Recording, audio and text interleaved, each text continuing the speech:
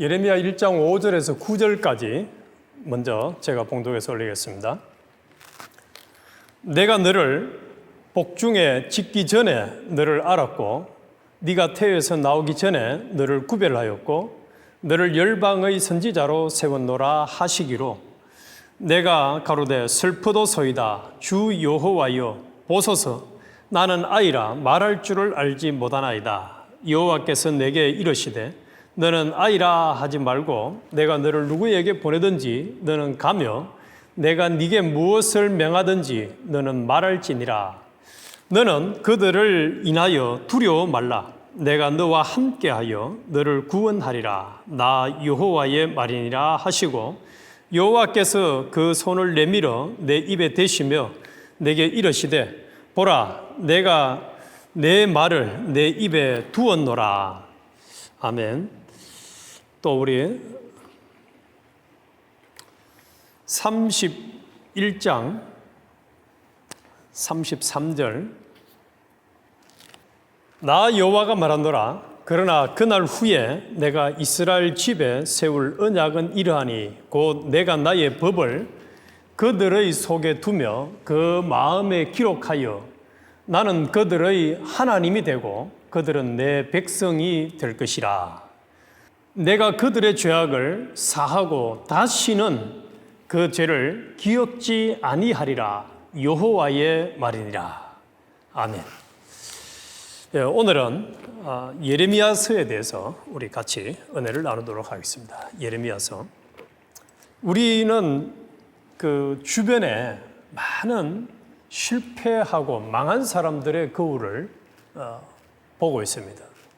또 특별히 성경에서 실패하고 망한 사람들, 출애굽한 사람들뿐만 아니고 아담 하와부터 시작해서 굉장히 많은 사람들의 그 하나님의 말씀대로 뜻대로 순종하지 않고 살다가 참 너무 결과가 비참하고 허무하고 또 부끄러운 결과를 맞이한 사람들에 대한 이야기를 우리는 많이 접해서 알고 있습니다.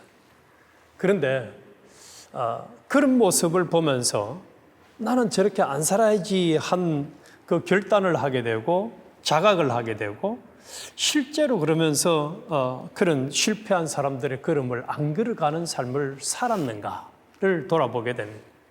그리고 또 한편으로는 나는 다른 사람들에게 참으로 이 실패의 모델인가 아니면 참 본받을 만한 모델인가 내 걸음은 어떤 걸음인가 이걸 이 예레미야서는 철저하게 돌아보게 합니다. 그래서 고린도전서 10장 6절에 그런 일은 우리의 거울이 되어 우리로 하여금 저희가 악을 절개한 것 같이 절개하는 자가 되지 않게 하려 함이니. 그래서 이스라엘 백성들이 출애굽에서 4가지 죄를 지은 그것을 인해서 죽고 나중에 멸망을 한 것을 보면서 너희들은 그 거울을 보고 다시는 그런 악한 삶을 살지 말아라. 또 11절에도 저희에게 당한 이런 일이 거울이 되고 또한 말세를 만난 우리의 경계로 기록하였느니라. 그래서 이 성경을 기록해 준 목적이 망한 사람들을 보면서 너희는 그렇게 살아서는 안 된다는 거예요. 거울로 삼아서 악의 길을 가지 말고 또 정신을 바짝 차려서 참으로 이 경계를 서는 그 초병처럼 말이죠. 이 세상을 본받지 말고 또 타협하지 말고 세상에게 지지 말고 이미 예수 그리스도가 십자가에 죽고 부활하심으로 다 이긴 그 이김을 이기는 자로 살아가라. 이게 이제 성경인데 우리가 그렇게 살아가고 있는가? 그런 성경적인 승리의 모델인가? 아니면 실패의 모델인가를 돌아보게 합니다. 이 예레미야서를 보면은 예레미야 애가다가 이제 그런 내용입니다만은 참 이 예레미야라는 사람은 살면서 참 힘들었을 것 같아요. 그래서 이 예레미야서와 예가를 보면은 비운의 선지자라고 이야기할 만큼 참 그 상황 자체가 그가 사역하는 기간 동안 너무너무 슬프고 힘든 일을 많이 보고 겪게 되어집니다. 그런데 그의 이름은 뜻이 여호와께서 세우신다, 여호와께서 높이신다, 여호와께서 던지신다. 그래서 결국은 예레미야 선지자 자신의 삶은 참 힘들고 어려운 삶을 살았지만은 결과는 하나님의 백성들을 세우는데 쓰임받는 종이라 하는 것을 예레미야에게 우리에게 가르쳐주고 있습니다. 예레미야서를 통해서. 그리고 이 예레미야서가 기록된 연대는 예수님이 오시기 전에 627년부터 약 580년 사이로 추정이 되고, 또 요시야 왕, 요시야가 아주 나름대로 그 어려운 길을 걸어서 하나님이 굉장히 은혜를 많이 주었던 그 시기에 부름을 받아서 사역을 했던 사람임을 성경은 기록을 해주고 있습니다. 그런데 이 예레미야서를 보면은 이제 이 예레미야서는 이렇게 연대기 순으로 기록을 해놓지 않았고 이렇게 앞뒤로 막 이렇게 편집이라는 표현을 쓰는데 시 또 예언 선지 이런 것들을 바룩이라는 이제 기록하는 사람을 통해 가지고 하나님이 이제 이렇게 모아서 다 모아가지고 기록한 책이 이 예레미야서인데, 이거를 크게 예레미야서 전체를 크게 두 부분으로 나눠보면은 앞에 시작부터 요 38장까지의 내용과 또 39장부터 52장까지를 나눌 수가 있어요. 우리 지난번에 이사야서도 1장에서 39장, 그 다음에 40장부터 66장까지가 이제 한편은 심판의 메시지, 나중에는 구원의 메시지를 던져준 것처럼 이 예레미야서도 같은 맥락의 내용이 기록이 되어 있습니다.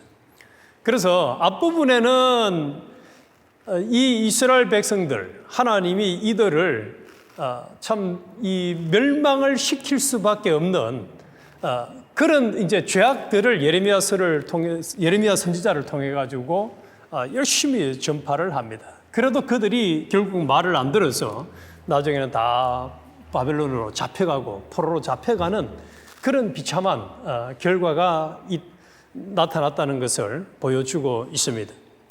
그래서 이 예레미야서 전체를 기록을 한 것은 36장에 보면은 이제 바룩을 통해서 예레미야가 예루살렘에서 활동한 지 20년 후에 예레미야를 통해서 했던 설교, 시, 수필을 모아가지고 기록을 해라 해서 그것을 이제 두루마리라고 하죠. 쭉 이렇게 두루마리에다가 기록을 해가지고 이제 모아놓은 것이 예레미야서입니다.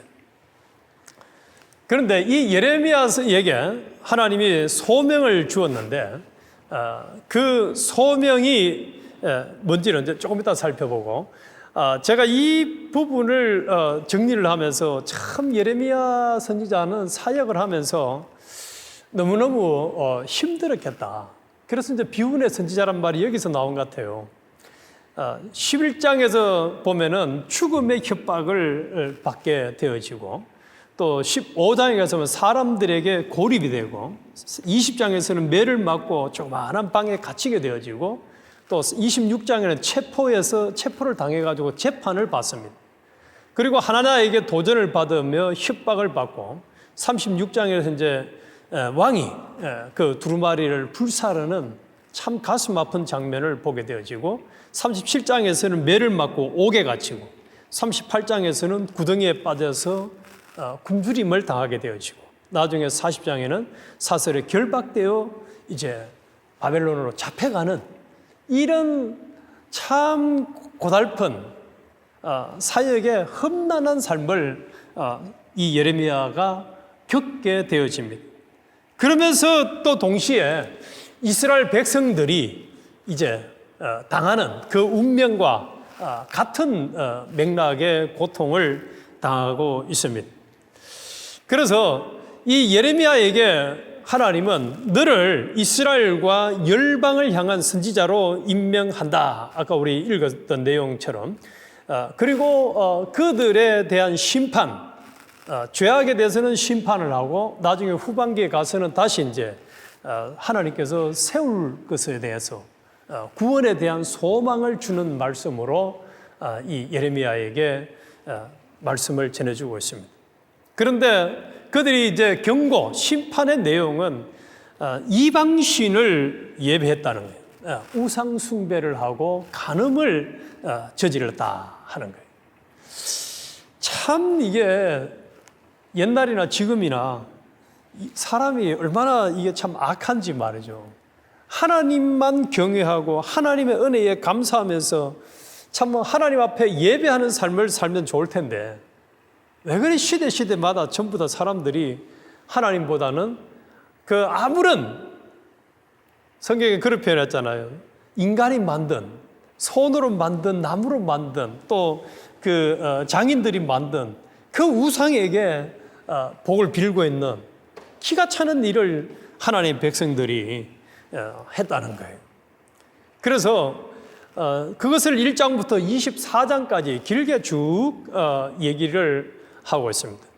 그리고 심지어는 제사장들, 왕들, 선지자들이 이들이 더 이제 불의한 일을, 지도자들이 악한 일을 많이 행해서 심지어는 취약계층인 그 과부와 고아, 이민자들을 아주 그냥 유린시키고 그들을 힘들게 만드는 해서는 안 될 짓을 이들이 했기 때문에 하나님이 그들을 심판할 수밖에 없어요. 그래서 7장 23절에 보면은 오직 내가 이것을 그들에게 명령하여 이르기를 너희는 내 목소리를 들으라. 그리하면 나는 너희 하나님이 되겠고 너희는 내 백성이 되리라. 너희는 내가 명령한 모든 길을 걸어가라. 그리하면 복을 받으리라. 그래서 심판의 메시지를 예레미야 선지자를 통해서 하는 목적이 뭐죠? 너가 제발 내가 명령하는 대로 지켜 살아서 복 받는 길을 걸어가는 복 있는 자가 되라는 거예요. 그들이 순종치 아니하며 귀를 기울이지도 아니하고 자신들의 악한 마음에 꾀와 완악한 대로 행하여 그 등을 내게로 돌리고 그 얼굴을 향하지 아니하였으며. 요 7장 23절에서 24절을 묵상을 하면서 참 하나님이 얼마나 답답하고 괴로웠을까. 얼마나 답답하고 괴로웠을까. 하나님은 하나님의 백성들에게 복을 주고 싶어서 은혜를 주고 싶어서 안달인데 그들은 정신을 못 차려요. 오늘 우리는 이제 이 예레미야서의 시대가 아니잖아요. 예수님이 십자가에 우리를 대신해서 죄값을 치르시고 모든 문제를 다 해결해 주고 이제는 참으로 하나님 나라의 백성답게 주님의 신부답게 또 이 하나님의 아들답게 의인의 길을 걸어가라고 하는데 우리가 또 하나님의 명령을 거역하고 하나님을 찾지도 아니하고 여기 7장 24절 말씀처럼 자신들의 악한 마음의 꾀와 완악한 대로 행하여 그 등을 내게로 돌리고 얼굴을 향하지 아니하였으며. 이 자리에는 우리와 미주서부교회 성도들이 하나님께 등을 치고 세상을 향해서 자기가 열심히 살아보겠다고 하는 이런 삶을 살아간다면 얼마나 우리 하나님이 참 괴로우실까, 답답할까 하는 것을 이 말씀을 통해서 묵상을 해보게 되어집니다. 그래서 이제 하나님께서 이 바벨론이 예루살렘을 파괴하고 이스라엘을 70년 동안 포로 삼을 것이다 라고 예언을 하게 되었습니다. 그래서 하나님의 진노의 잔을 바벨론을 통해서 하나님께서 부으시겠다는 거예요. 하나님은 하나님 백성들을 징계하고 채찍질을 때리는 것은 본심이 아니라고 했죠. 본심이 아니. 참 얼마나 이 예레미야서를 하나님이 기록하게 할 때, 예레미야 선지자를 통해서 말씀할 때, 참 속이 답답했을까 하는 것을 자꾸 묵상하면 할수록 그런 생각이 강력하게 됩니다. 그래서 26장과 45장에서는 이스라엘 향한 심판과 소망, 또 예레미야가 이스라엘 지도자들에게 거부당한 이야기를 쭉 기록을 해놨습니다. 그리고 34장에서 35장에는 예루살렘의 포위와 멸망, 그래서 결국 애굽으로 끌려가는 모습. 그래서 또 더 나아가서는 예루살렘이 바벨론의 포위가 되어서 결국 멸망하는 모습을 이 34장에서 35장에 기록을 합니다. 자, 우리 세상 것은 제가 볼 때는 이런 모습을 보면은 야, 난 저거는 하면 안 돼. 그래서 어떤 사람이 사고를 쳐가지고 경찰에 수갑을 채워서 이제 경찰서로 끌려가고 나중에는 검찰에서 신문을 받고 판결을 받아가지고 교도소 감옥살이를 하면은 저거는 하면 안 돼. 그래서 많은 사람들은 조금 정신이 정상인 사람들은 이 법을 안 어기려고 노력을 하죠. 그리고 제가 듣기로는 이 LA 이쪽에도 워낙 많은 사람들이 죄를 지어가지고 교도소가 꽉 차서 저 변두리다 또 교도소를 지어가지고 그렇게 이 죄수들을 가둔다는 얘기를 들었어요. 그래서 정상적인 사람이라면은 그 죄를 지어서 교도소 갈 일, 그 일을 안 하려고 경각심을 가지고 노력하는데 하나님에 대해서만큼은 이게 참 우리가 이 예레미야에 나오는 이스라엘 백성들처럼 악한 길을 안 걷고 있는지, 이런 하나님 볼 때에 참 답답한 삶을 살지 않고 있는지 철저하게 돌아보게 되어져요. 그래서 예레미야는 신명기 30장에 모세의 설교를 인용을 해서 이스라엘이 하나님과의 언약을 어기고 포로로 끌려가지만 하나님은 자기 백성을 포기하지 않을 거라고 말을 합니다. 그리고 오히려 하나님은 언약을 새롭게 하사 그들의 마음을 변화시킬 것이고, 또 예레미야는 이 언약을 발전시켜 하나님이 언젠가 율법을 돌판이 아니라 그들의 마음판에 새기겠다고 말씀을 합니다. 그래서 31장 우리 아까 읽었던 33절, 나 여호와가 말하노라. 그러나 그날 후에 내가 이스라엘을 집에 세울 언약은 이러하니 곧 내가 나의 법을 그들의 속에 두며 마음에 기록하여 나는 그들의 하나님이 되고 그들은 내 백성이 될 것이라. 사실은 이 예레미야를 통한 메시지, 심판의 메시지와 소망의 메시지를 주시는 목적이 이거죠. 나는 너희의 하나님이 되고 너희들은 나의 백성과 기업이 됐으면 좋겠다. 내가 너희들에게 제발 복을 줄 수 있는, 은혜를 줄 수 있는 사람이 되라. 그릇이 되라. 그러면은 내가 마음 놓고 복을 줄게.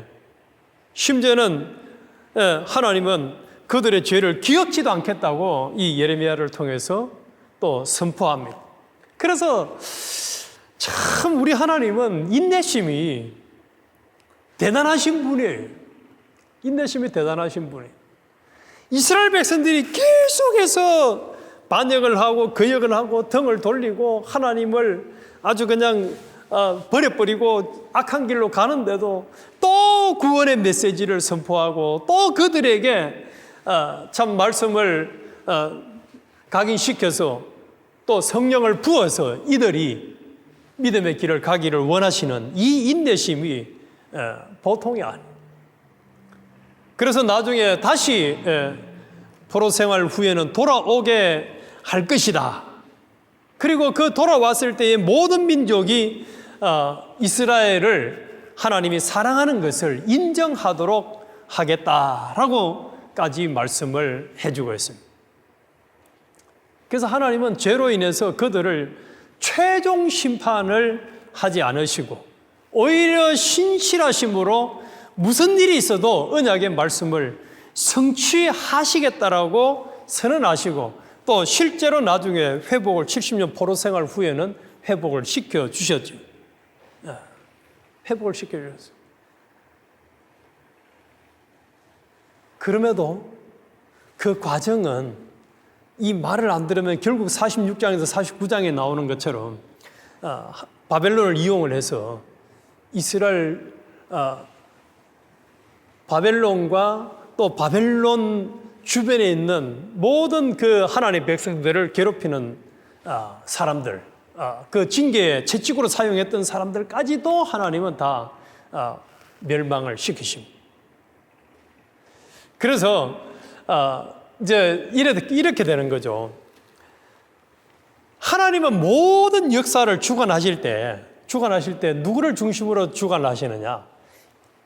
구약시대 때는 이스라엘 백성들을 중심으로, 신약에 와서는 이방인들까지도 예수를 믿는 하나님 나라의 백성들을 중심으로 모든 역사를 운행을 하시고, 거기에 이용됐던 징계의 도구들, 나중에 그들은 하나님께서 싹 정리를 다 하세요. 다 정리를 하세요. 그래서 그 징계의 도구로 이용되는 사람들은 또 국가든 뭐 단체든 뭐든 간에 참 불쌍한 사람들. 그러면은 또 한편을 생각해 보면은 우리가 하나님을 거역하는 길을 걸어가지고 우리 주변 사람들이 나 때문에 징계의 도구로 쓰임 받는 일을 하도록 해서는 안 된다는 거죠. 그래서 이 예레미야서를 통해서 우리가 정리를 해보면 이렇게 정리를 해볼 수 있을 것 같아요. 하나님이 말씀하신 예언들은 반드시 성취가 된다는 사실, 반드시 이루어집니다. 그래서 하나님 말씀은 심판의 메시지도 성취가 되고 구원의 메시지도 성취가 된다는 것을 알면은 이게 참 한편으로는 막 두려운 일입니다. 이게 얼마나 두려운 일입니까? 그리고 하나님과의 언약을 어긴 이스라엘 백성들을 심판하셨지만 그들의 죄를 용서하시고 소망의 약속 또한 잊지 않으셨다. 소망의 약속을 잊지 않으셨다. 그래서 우리가 지금 여기 살아있는 거죠. 오늘 저녁에 또 이 예배를 드리고 이 말씀의 은혜를 받을 수 있는 이것을 생각하면 얼마나 감사한지. 좀 이렇게 강한 사람들을 보니까 한번 이렇게 이 자기와 그만 뒤틀리면은 이게 다시 회복 잘 안 해요. 이 정치인들도 보면은 장관을 시켰다가도 마음에 안 들면 그냥 잘라버려가지고 다시는 그냥 안 보는 경우들도 많이 있는데 우리 하나님은 참 그렇게 안 해주셔서 우리가 계속 하나님의 은혜를 입을 수 있다는 거, 이게 얼마나 감사한지 모르겠어요. 그렇다고 해서 우리가 바울의 얘기처럼 은혜 아래 있다고 죄를 더 지을 수 있느냐? 그럴 수 없다는 거죠. 이 예레미야서의 구호를 보고 하나님의 뜻과 인도, 명령을 거역하는 길을 우리는 걸어서는 안 됩니다. 참으로 경각심을 가지고 수많은 거역과 불순종, 악함에도 살려주신 것에 감사해서 우리는 의인의 길, 믿음의 길로만 걸어야 된다. 그래서 하나님의 뜻을 이루어드리고 하나님을 기쁘시게 하는 삶을 살아가기를 원하시고, 또 하나님은 그래서 약속의 복을 우리에게 더 계속 부어주기를 원하신다는 거죠. 그래서 아까 서론의 질문처럼 나는 어떤 모델이 되고 있는가?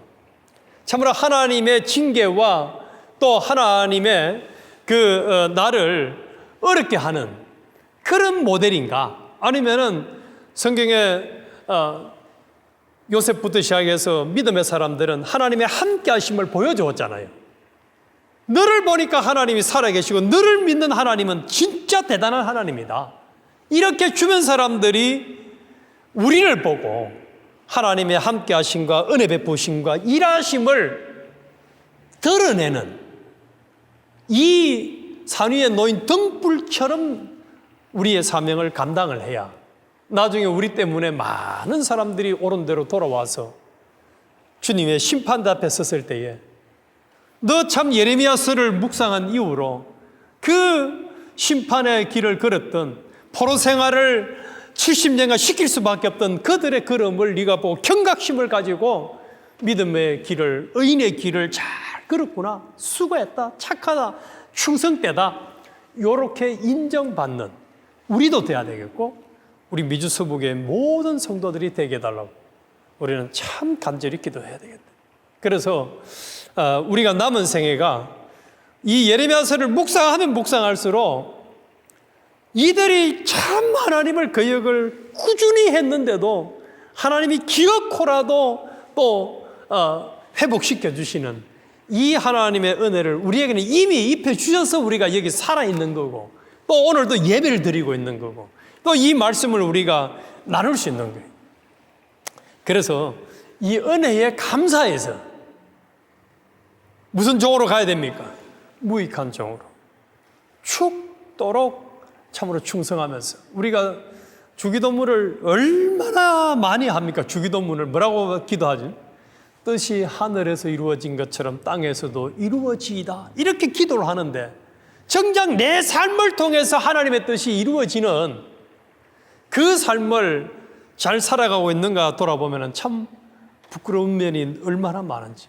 그런데 오늘 저녁 우리 기도해서, 하나님, 이제는 이들의 예레미야서의 거울을 보면서 하나님이 나를 새롭게, 내 심령을 새롭게 말씀으로 일깨워 주시고 성령으로 일깨워 주셨으니까 이제는 하나님을 기쁘시게 해드리고 하나님의 뜻을 잘 이루어 드려서 하나님이 복을 주시고 복을 누리는 길을 걷는 이 자리는 우리 자신들과 우리 미주서부교의 모든 성도들이 되게 해달라고 간절히 기도하십시오.